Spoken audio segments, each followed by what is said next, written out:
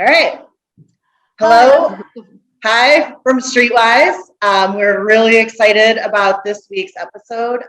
In honor of Mother's Day this year, we did something different and I think long overdue, really shining a spotlight on the support mothers need, particularly mothers in Black and Brown communities as they go through the pregnancy and birthing and post-birth process. And so I'd like to introduce Suzanne Haney, our editor of Streetwise, who will talk a little bit about the story and then get right to our guests who are the experts in this area. So we're pretty excited. Suzanne?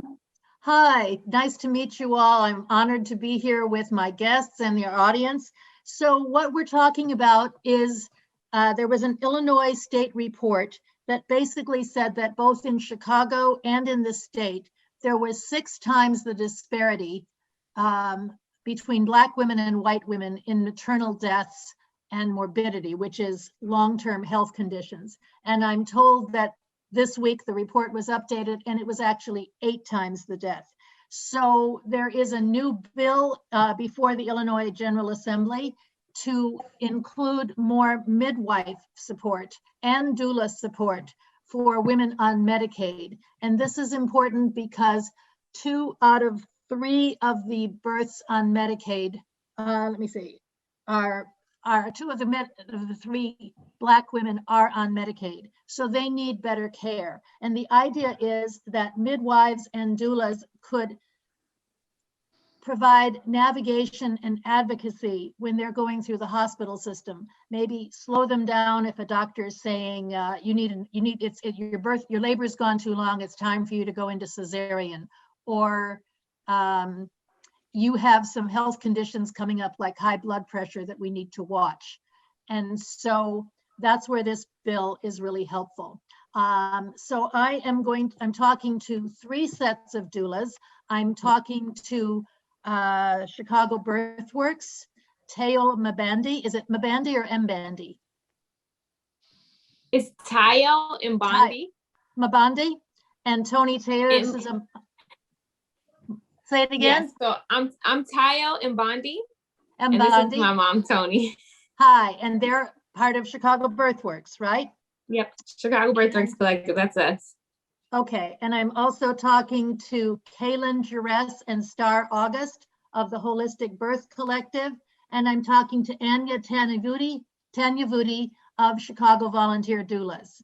So let's Anya Tanyavudi. Anya Tanyavudi, okay. So let's talk a little bit about the services you've provided. Tayo and Tony. That's us. Yeah.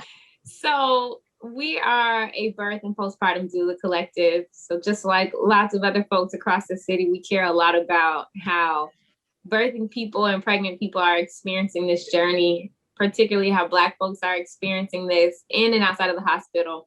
So we provide very, very comprehensive education, physical and emotional support, and then also kind of like extracurricular support. And so one of the ways that we found ourselves supporting Black families through their pregnancies and postpartum is through the Love Package Project. So as we know, racial disparities are impacting our experiences in hospitals, but they're also impacting our everyday experience in life. So going to the store to get things like formula, and I'm dependent on formula because I haven't been provided with all the resources I need to breastfeed and to continue breastfeeding.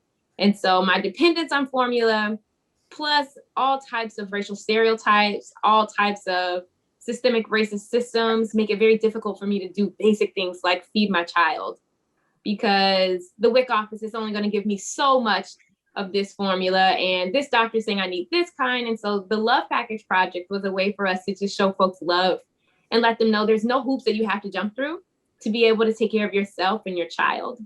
So as we are asking you to do this work of raising your Black child and taking care of yourself as a Black human being, we want to make it as easy as possible. And so the Love Packages were our way of just telling Black parents and Black families, we value you so much that we are giving you these things with no questions, no requirements, no feedback. You owe us nothing. And we've been doing this consistently since June of 2020. Wow. And just give us a picture of some of the things that were in it.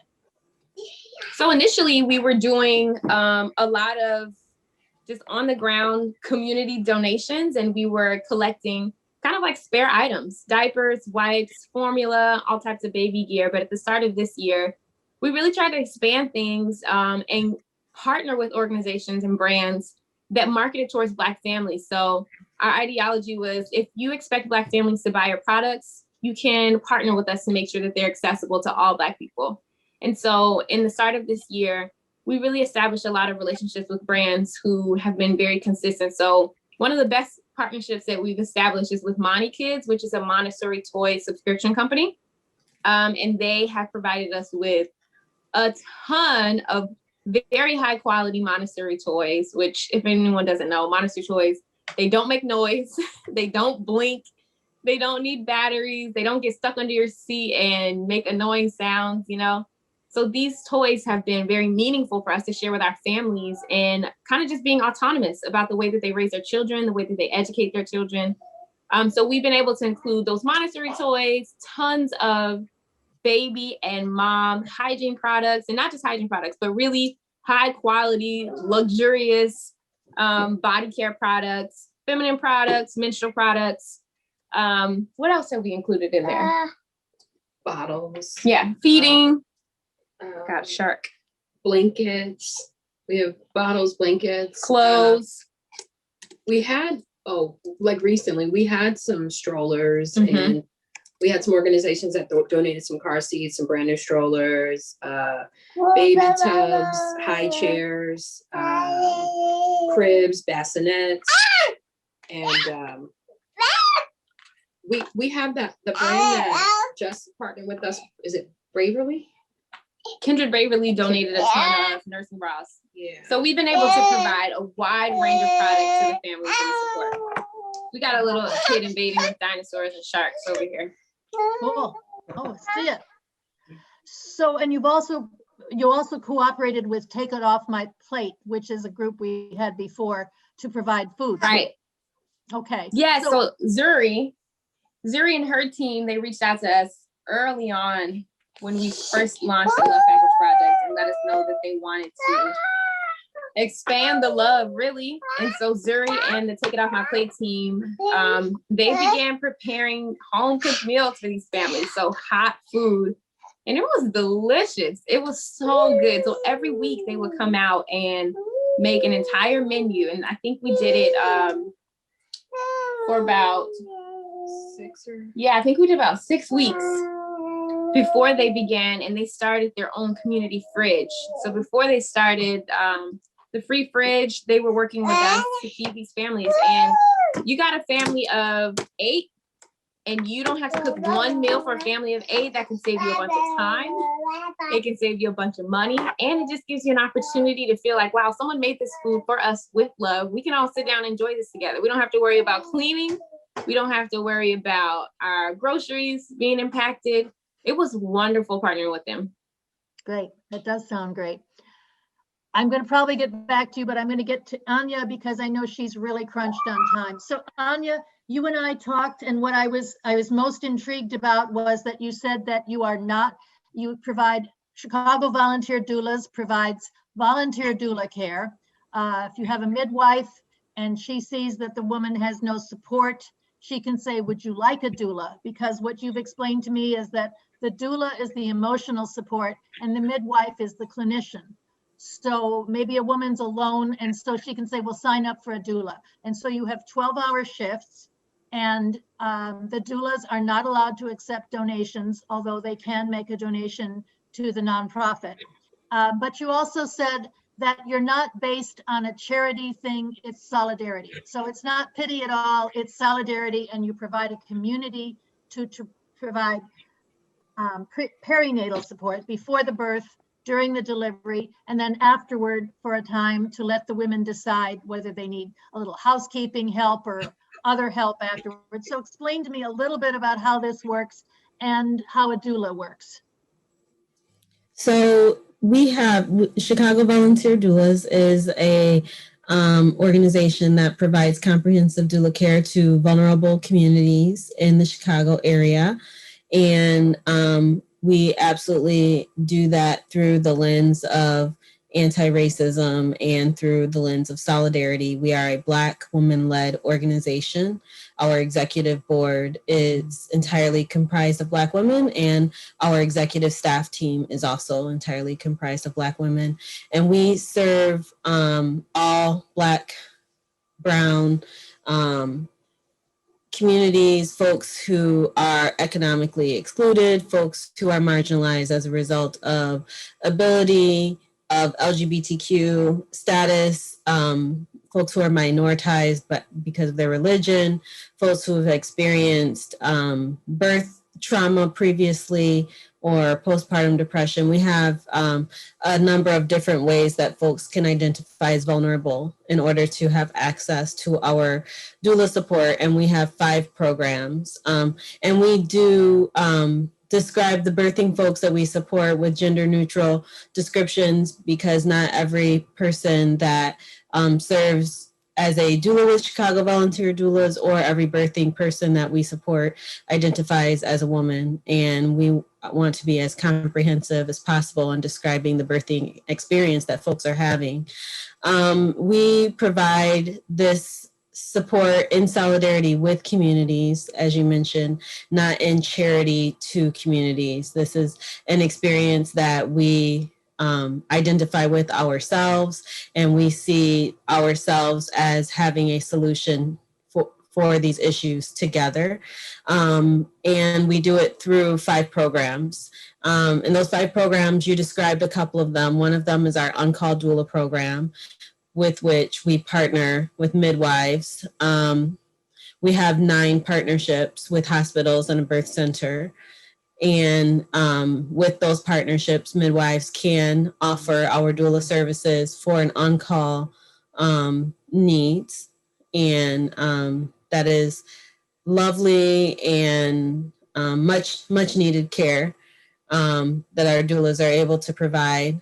We also have a traditional doula program where clients can reach out to us to request a doula.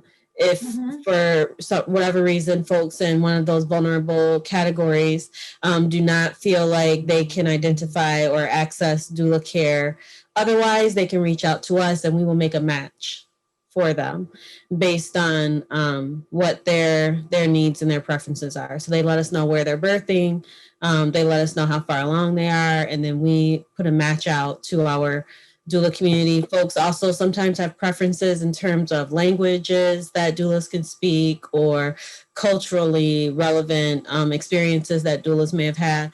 And when folks have those special requests, we do ask for our doulas of a particular linguistic or cultural background to be matched with those clients. In addition to on-call and traditional, we also have our postpartum doula program, and we service and provide support and community to folks anywhere up to 12 weeks postpartum. And so we really support folks during that 4th trimester. And that program so far has had outcomes that demonstrate that 100% of the clients served have an increase in their commitment and confidence with breastfeeding and chest feeding, as well as a 100% increase in the presence of the 5 protective factors in their families. And so that support is critical. And we have our peer doula program, where we have trained 9 doulas at Logan Correctional Facility to provide doula support to their peers at Logan who are pregnant. And they provide critical and invaluable culturally relevant support to their peers at Logan. And we provide mentors to them from Chicago. And our last program is our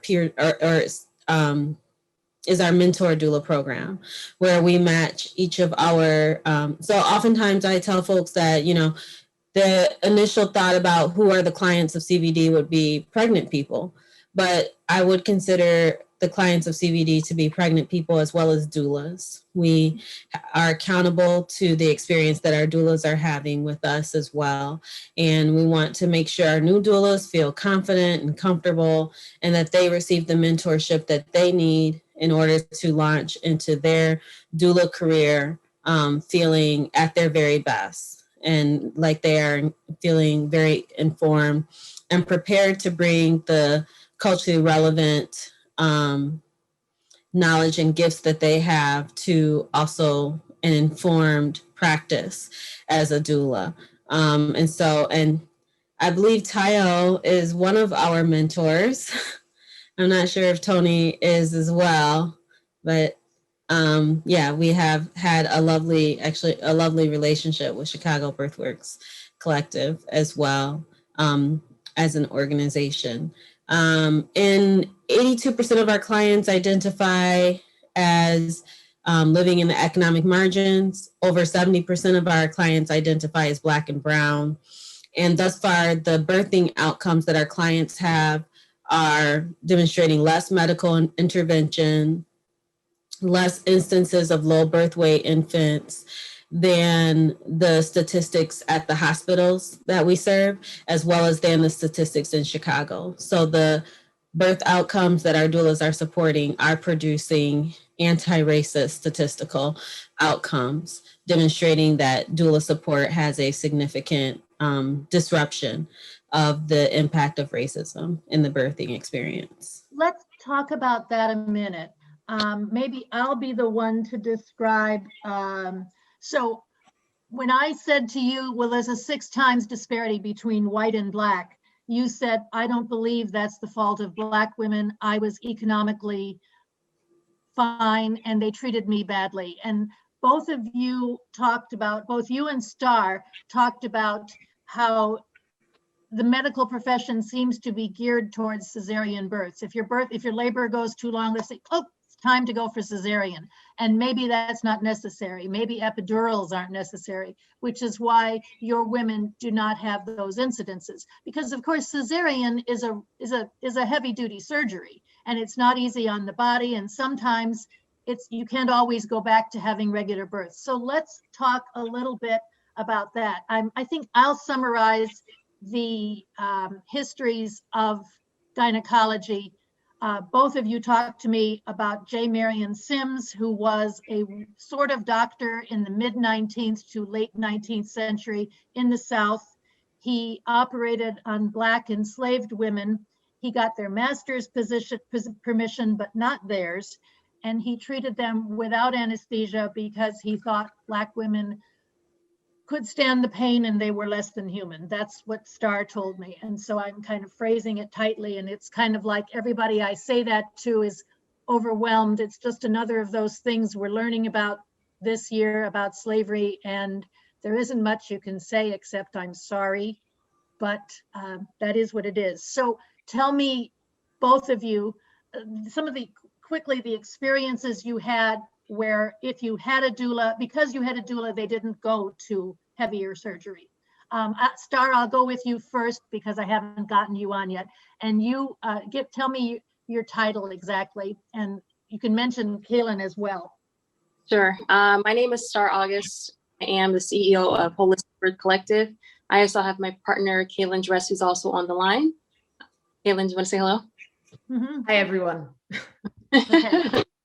And yes, so we're a birth justice organization set to offer different options outside of the essentially, because as you were saying, there's something wrong with the foundation of the institution as a whole. So we want to be able to offer women just different options, so they have a higher chance of having the birth they want and actually have a higher chance of surviving, both them and the baby. And so about doulas. We think that doulas are definitely like effective in any environment. They do lessen the rate and the chance of a woman having cesarean section or even getting caught up in interventions. However, as a doula, and I've worked as a doula for over 10 years, we're only limited to so much when we go into the hospital system. It's like we also have to be submit essentially to the protocols that even the staff almost have to submit to. And so we can only help to a certain degree. And so that's why the biggest part of like Holistic Birth Collective is us trying to provide other options outside of the hospital where essentially the birthing person, the family is in charge and they're calling the shots and We're just there to make sure that it continues to be a safe environment in birth. But we do see doulas as being helpful for moms who are going in the hospital. But I feel like to some degree, we're almost a Band-Aid to a system that's already broken. So the way you explained it to me and the way I started the story was you were perfectly healthy, went into a hospital 12 years ago to have your first child, and you woke up and you'd had a cesarean and your son was on resuscitation. Yes. And the way you both explained it to me is that hospitals can move too quickly. I mean, they can say, well, you've got this going on, so let's move on. And a doula is the emotional support. She's the navigator and the one who advocates. So she can say to a doctor or a nurse, did you get their permission, their written permission to do this?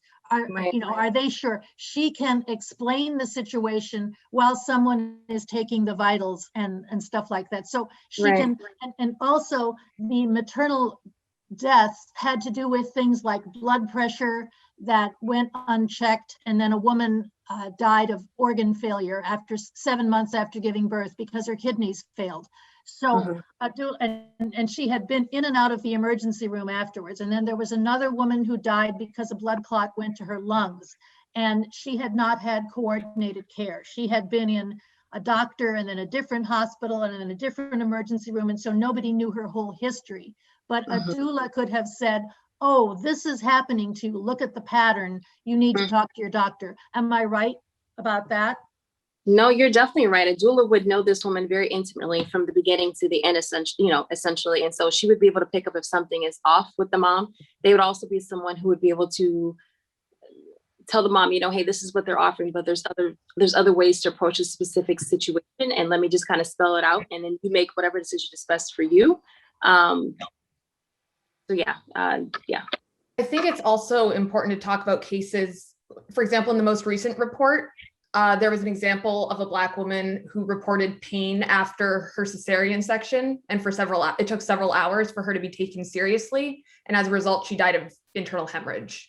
Ooh, wow. And so then in that situation, it's like, okay, maybe the doula would have been there and could have been trying to force the medical staff to take her seriously, or should that even be acceptable? Maybe why are we even asking women to go into an environment where they might not be believed when they say something is wrong with their body?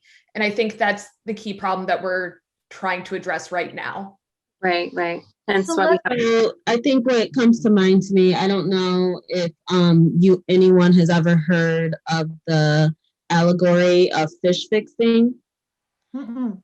But there's an allegory that suggests that if one was walking along a waterway and they looked in the water and they noticed that there were maybe a couple of fish ashore that were not doing well, then someone may say, oh, those fish must have gotten sick, right? But if one were walking along a waterway and they saw thousands of fish in that waterway that were sick or ill, I think the question would be, what's going on with the water? Right. Exactly. Not what is going on with the fish. That is, how do we fix the fish? It's how do we fix the water? What's going on with the groundwater that's feeding into this lake? That there's something systematic at play that is causing this to happen. And so I think what is problematic is when looking at how these institutions produce racially disproportionate outcomes, and rather than holding these institutions accountable for fixing the water that is creating these outcomes, the culture of work, the historical context that these institutions have been built upon. Instead of questioning that, what folks seem to be turning to question are individual fish. Well, how do we fix that fish? That fish must have had a fin that was wrong. That fish has a digestive issue. The issue with the outcome of racism is not the fault of the folks who are experiencing the racism. I would say racism and misogyny. It is not the fault of gender nonconforming and gender oppressed people and racially oppressed people. It is not our fault that we are experiencing animus in systems that were historically designed to not see us and not care for our bodies in a way that is ethical and appropriate. And so it is dodging accountability as a system to, instead of say, what's going on in our culture of work? How can we do the hard and difficult work of linking arms and questioning what we do and how we do it? Instead of doing that, saying, let's blame the victims. Let's blame the folks who don't have the power within the system. No, right. Let's shame them. That is hurtful, and it's also, I think, not useful. And I would agree that in many ways, doulas, our presence is to mitigate harm. And I think the folks who are engaged within the system that is unintentionally creating this harm need to have appreciation for the birth workers who are there to mitigate the harm, but also be self-reflective on where they have the power to change it.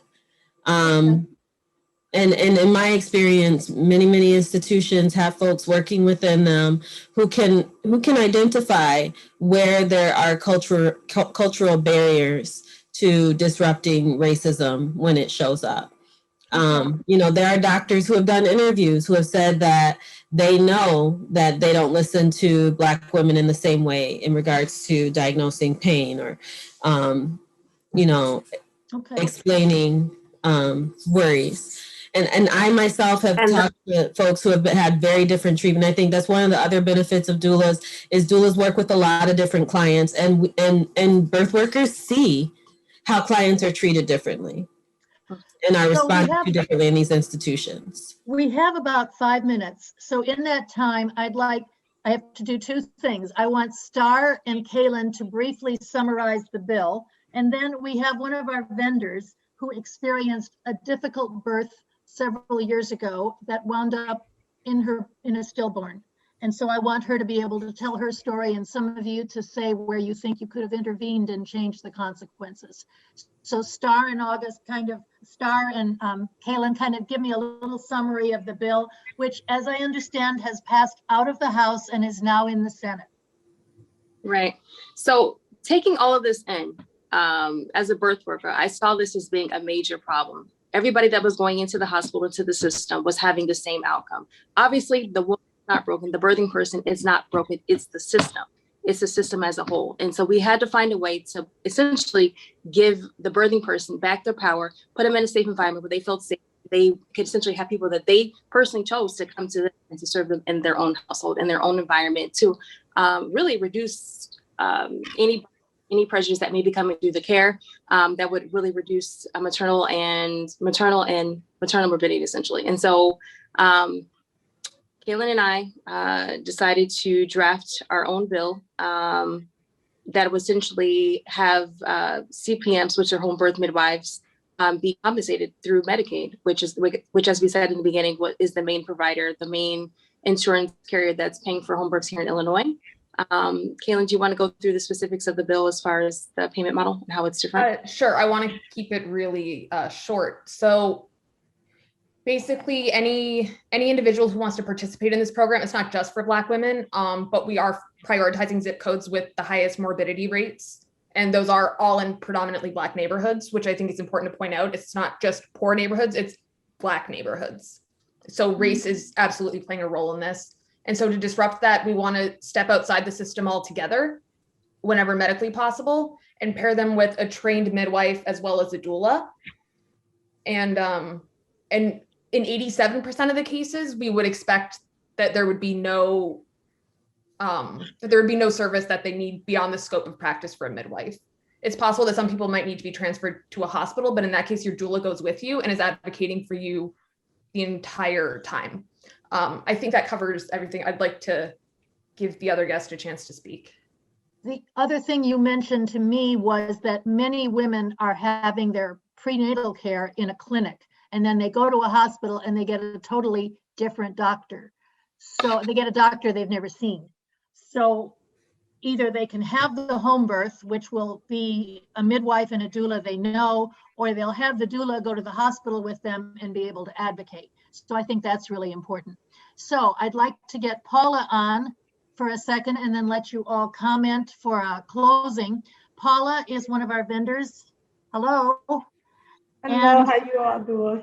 several years ago, Paula had a difficult birth. She had other children, so it was not her first birth, but this one was difficult. And Paula, jump in and correct me if I have anything wrong. So Yeah, you Go are ahead. correct. You are correct. That was not my first birth. And So- I had good Go ahead. issues with the other. I had decent issues with the other. This one was just more heartbroken to me. So you were going to your doctor and your doctor said your baby was in trouble and that you were stressed out and to stop stressing out, and you were showing high blood pressure. So then your father would send you to the ER and the ER would say your baby was okay. Yes. And Okay. go ahead. I'm sorry. And so then you ultimately went to the hospital and you were in a hallway. You weren't even given a room and you were in labor, Yes. right? Yes. Okay. And finally, you were bleeding, you said? Bleeding furiously. And I didn't realize that's what was going on, but I started hemorrhaging. And I was like, what's really going on? And that's what made them come and really pay me some attention. Okay. And so then finally you did a cesarean, Yes. but the baby was stillborn. Yes. But you felt her right up until you went into cesarean, right? Yes. She was Okay. moving and everything. But up until we went into cesarean, I didn't feel after we went into cesarean. Wow. That is more than painful. Mhm. Whoa. So, ladies, kind of give me your take, if you each have a comment on what you think could have been different if a doula had been present. Well, I want to say, Paula, I'm really extremely honored that you've allowed for your child and your story to be shared in this space. Mhm. Very often, Black women and Black people who are birthing and pregnant, our stories are just taken from us. And they're retold by folks who have very little to no investment in our lives and our children's lives. So it's very easy to share a story like this and your child be regarded as a statistic. That was your baby that you carried in your body, that you labored for, that you expected to be here in the world with you, that you still gave birth to. So I just want to honor you and let you know that your child should be here. And this pain that you've been carrying since birthing your child is real and is very valid. And it needs to be at the front of every single conversation. So many folks want to look at doulas for what we can do, but really we should be asking these people who are having these children, what do you need? Because we can talk about all day what we think we would do, but there may be a real reality that a doula could not have changed the outcome of Paula's birth. That could be a reality. We're not lifeguards. We're not magicians. So these systems that are poorly constructed, that do not value Black people's lives or our children's lives, they exist. And a doula does not have a magic way to just circumnavigate and always protect Black people in these spaces. Those spaces need to come to these Black people and say, what do we need to do to better serve you? Because doulas are not being compensated fairly. I mean, to save your life from a system that has shown it's very good at taking your life and your children's life. We're not paid to do that, but we're expected to do those things. We're expected to save Black people's lives, when really we should just be enhancing their lives. We should be supporting them. But doing that work, I'm telling you, it can get really, really exhausting. So I can't even say that there's much that a doula could maybe have done different because this system is so egregious. It's bigger than a doula saying, don't go to that appointment, or hey, someone needs to pay attention to Paula because it's bigger than that. I have attended births where families have lost their children, and I was devastated because I believed that as a doula, it was my job to save that woman's life and save her baby's life. Right. And I couldn't because the system has nothing to do with what a doula is or is not going to do. That system, that structure is wrong, and it's not a doula or anyone else who is going to, magically fix that. Kayla, that was touching. It was a good emotional response. I'd like to add. Tony, can I add?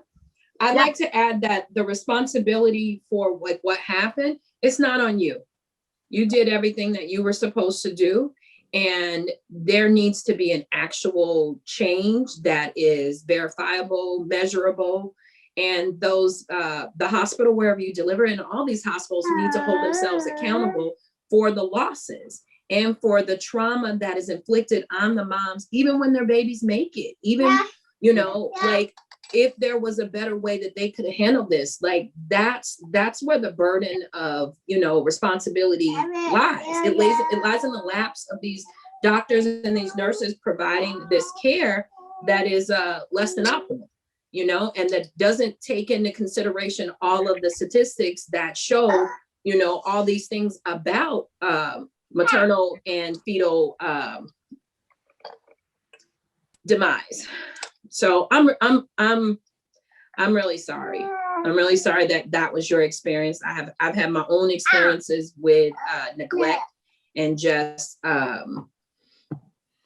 doctors being careless and not really holding themselves accountable to us to do their job.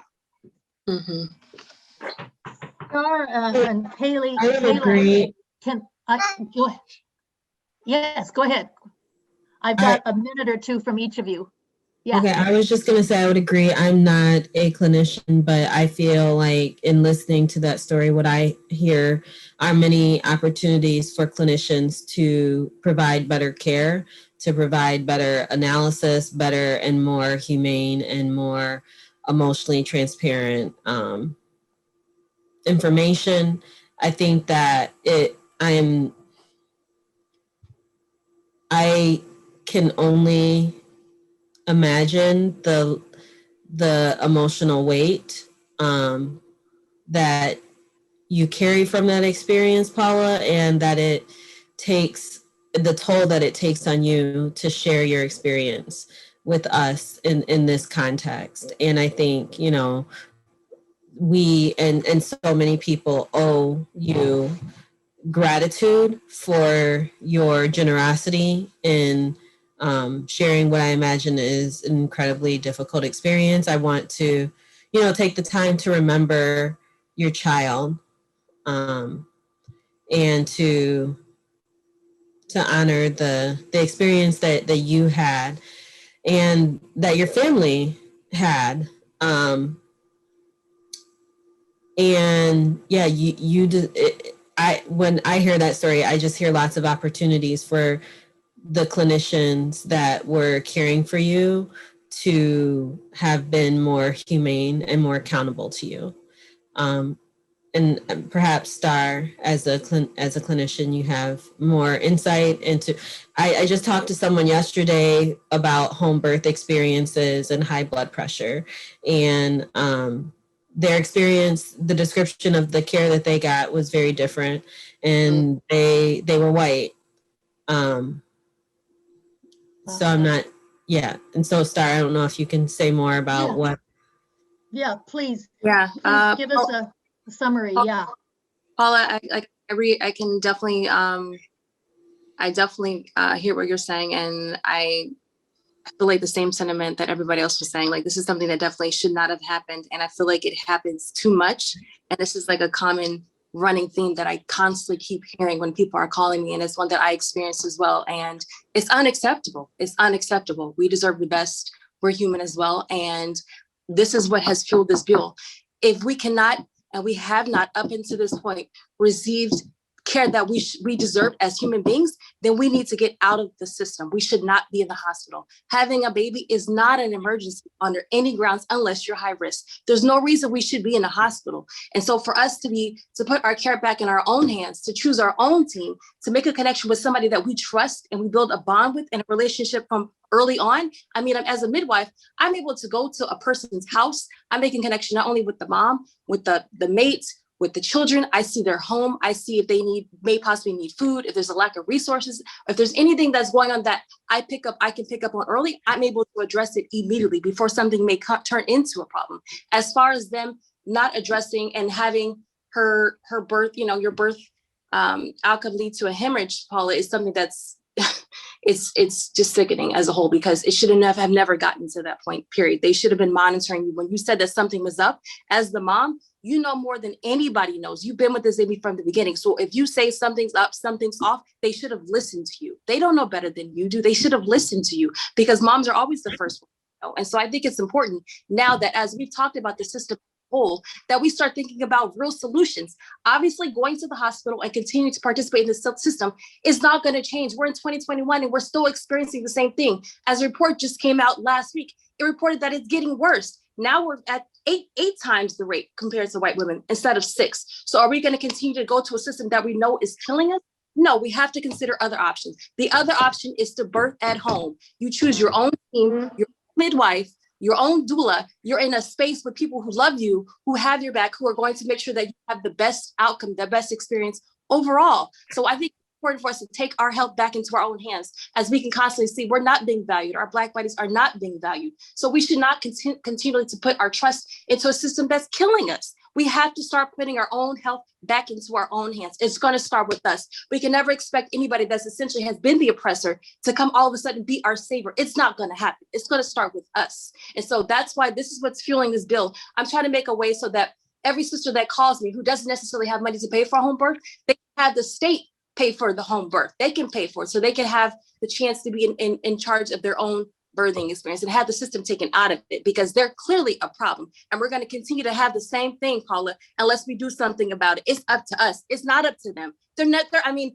anybody that won't treat you right is never going to teach you right. Essentially, I'm not sure if you've ever heard that before, but that's real. Yeah. And that's why I wanted to see if I could get with you all to try to volunteer time, try to help, try to do whatever I can to share my information with someone else that might need it. You never know, like you said, we have to help each other. Yeah. This is what we're here for, to help each other. We can't love each other, then who's going to love us? Right. And it really comes down to us starting to go for self. I feel like any nation that's ever gone for independence, it comes with us like pulling our resources together and trying to build this heaven, this safe space that we all talk about that we want. It's going to take us to do it, right? So it's not constantly going to the system looking for them to treat us better, because it's clear it's not going to happen. In 2021, we're still dealing with the same issues. These same bias and prejudice are still coming up in the way in which they care for us. So I value a doula. I am a doula as well. But at some point, like we just need to, the whole system needs to go. It's a technocratic system. It's set up like a factory, and we really shouldn't be there. We should not be there. Birth is not an emergency. Once again, it's not an emergency unless you're high risk. We have no reason to be there. They're overstaffed. They don't have enough people to take care of us. Their prejudice and bias are coming through the system, obviously in the way they're caring for me with these numbers that I'm looking at. So why would we as intelligent people continue to go to a place that's killing us? It just doesn't make any sense. Therefore, we need other options. This bill that I'm pushing, home births, is an option. You get to choose your own team. I have moms that are texting me as we're doing this call right now. These are people that I'm caring for. They can call me on my phone 24/7. Anything's up? Yep, I'm coming to your house. What's going on? Here I come. I'm coming to check you right now. What's going on? How can I help you? What's up? You can't get them when you go to the hospital. You come in and they already have their minds made up about us, these prejudices. They already have their minds made up. And like I said, they don't see us as being human beings. And this obviously comes through with the way they're caring for us. And we're going to continue to have more Black women die unnecessarily if we keep going there. And so we really have to really think outside of the box as a whole. And I think with the time that we're living in right now, with Black Lives Matter being on the map and people really trying to think outside of the box, there's been a lot of people, essentially a lot of Black groups and organizations and individuals who are actually going out buying land right now, trying to separate as a whole, because it's getting to that point where we're tired of it. It's enough. It's enough. We have to be able to like take care of ourselves to a point, to some degree, because this is not going to stop. And so I'm just really trying to think of other options outside of the box. And I honestly think that a woman birthing at home with somebody that she chose and that she has a relationship that she trusts is far more better than sending her to a hospital with people she doesn't know who can, they can do whatever they want to do. And it's going to be continued the same rhetoric over and over and over and over again. It has to stop now. Exactly. I just want to highlight a theme in, I think, what all of us have said, which is that we as communities who have been marginalized and affected by racism have solutions. Yes. That we are the source of the solution, and that we need to be a part of any conversation that is being had about what it is that we need in order to address the impact of the harm and the violence that we have been exposed to by institutions that have been designed to harm us. And I just want to acknowledge that through line and appreciate that we have these powerful stakeholders in community right here in Chicago, and we have the answers to what our communities need, and we're the folks that need to be at the table and making the decisions, not oftentimes the folks who end up being centered, such as the most recent IDPH report was written by several medical professionals and engaged in a lot of victim blaming. Yeah. As opposed to talking to affected communities. Right. That's really an interesting point. I think we are at our show's limits. Those were some powerful ending conversations. I appreciate especially what you're saying about victim blaming and how taking the power back into your hands is the solution. So I appreciate it. I appreciate all of you for giving your stories, your time. Thank you so much. And I hope this is the beginning of the solution. And Paula, let's stay connected. Okay. Yes, We please. will You all find can get my information through Streetwise, Suzanne. Okay. So you all just follow up with me. Thank you. Yes. Thank you. Thank you. Thank you all. Bye-bye. Bye. Mhm.